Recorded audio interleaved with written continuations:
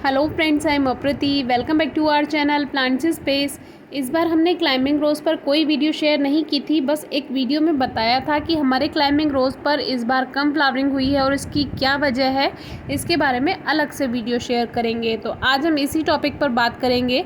ये लता गुलाब है, यानी कि ये बेल वाला गुलाब है और ये वही शहतूत का पेड़ है जो कि लाल और काले शहतूत की हार्वेस्टिंग हमने आपसे शेयर की थी। वीडियो डिस्क्रिप्शन बॉक्स में ज़रूर चेक कीजिए, आपको अच्छी लगेगी। और ये एक बकेन का पेड़ है जो कि बकेन जगह जगह अपने आप ग्रो हो ही जाती है। जब इसके सीड्स कोई पक्षी लेकर गिरा देते हैं, इधर उधर खाने के लिए लेकर आते हैं, तो वो अपने आप जम जाता है। यहाँ पर एक टमाटर का पौधा भी लगाया हुआ था जो कि इसका टाइम भी पूरा हो गया है और इसके फल हमें नहीं मिलते हैं, बंदर खा जाते हैं। काफ़ी लाल लाल टमाटर आए थे इस पर जो कि बंदर खा रहे थे, एक दिन हमने देखा था। और यहाँ पर ये बोगनवेलिया जो कि कटिंग से लगाई थी, ये भी फैल रही है। तो अब देखो यहाँ पर हम किस तरह से इसकी डिज़ाइनिंग करते हैं, ये आगे आपसे शेयर करेंगे।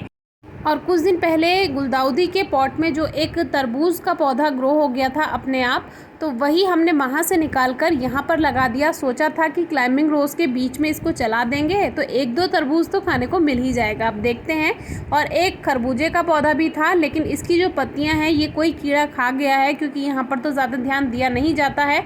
इतनी ज़्यादा भीड़ हो रही है लता गुलाब की वजह से, तो इसकी पत्तियाँ तो शायद कोई पंछी या कोई जो कीड़ा होता है वो खा चुका है। और डायंथस भी देखिए सीड्स बनने लगे हैं। तो आते हैं अपने टॉपिक पर। और ये जो फ्लावर्स हैं ये थोड़े छुपे हुए थे, इसलिए ये फ्रेश हैं और जले नहीं हैं, क्योंकि जो लता गुलाब की फ्लावरिंग होती है वो मार्च मिड से शुरू हो जाती है, यानी कि मार्च के बीच में, लगभग 15 मार्च से, और ये अप्रैल के फर्स्ट वीक तक इसकी अच्छी फ्लावरिंग होती है, जब तक मौसम में ज़्यादा गर्माहट नहीं आती है। जैसे ही टेम्परेचर हाई होगा वैसे ही इसके फ्लावर्स बेकार होने शुरू हो जाएंगे, क्योंकि हाई टेम्परेचर की वजह से फ्लावर्स बर्न होने शुरू हो जाते हैं, जलने शुरू हो जाते हैं।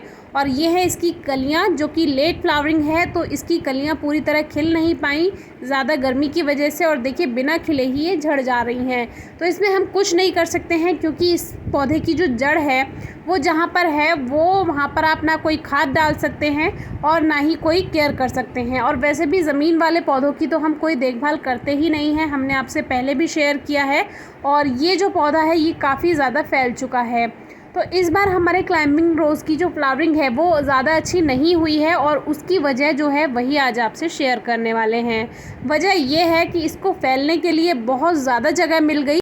तो जैसे कि आप नाम से ही जानते हैं क्लाइंबिंग रोज़, तो इसको क्लाइंब करने के लिए, यानी ग्रोथ जो करने के लिए, फैलने के लिए इसकी बेल को कोई सपोर्ट चाहिए। वो सपोर्ट चाहे पेड़ हो चाहे रस्सी हो, इस तरह का कोई सपोर्ट मिल जाए तो ये बहुत अच्छी ग्रोथ करता है, ऊपर की तरफ ग्रोथ करता जाता है। लेकिन यहाँ पर एक बड़ा पेड़ लगाया हुआ था जो कि आंधी से गिर गया, उसका टाइम पूरा हो गया, तो ये जो बेल है ये सारी नीचे नीचे फैलती चली गई। और इस वजह से जो सारा पोषण था वो सारा प्लांट ने पत्तियों को बढ़ाने में लगा दिया, उसी की ग्रोथ में लगा दिया।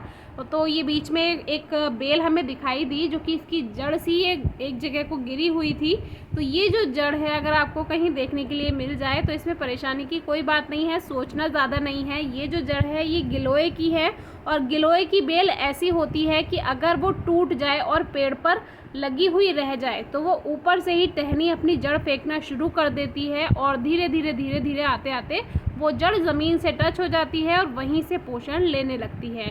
तो ये होता है गिलोय के बारे में, जो कि इसके बारे में आपको वीडियो मिल जाएगी, डिस्क्रिप्शन बॉक्स में वीडियो ज़रूर चेक कीजिए।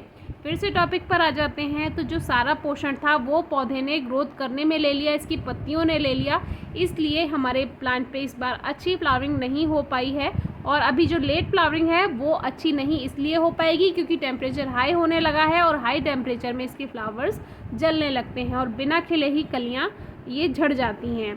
अब आ जाते हैं पॉट वाले क्लाइंबिंग रोज़ पर।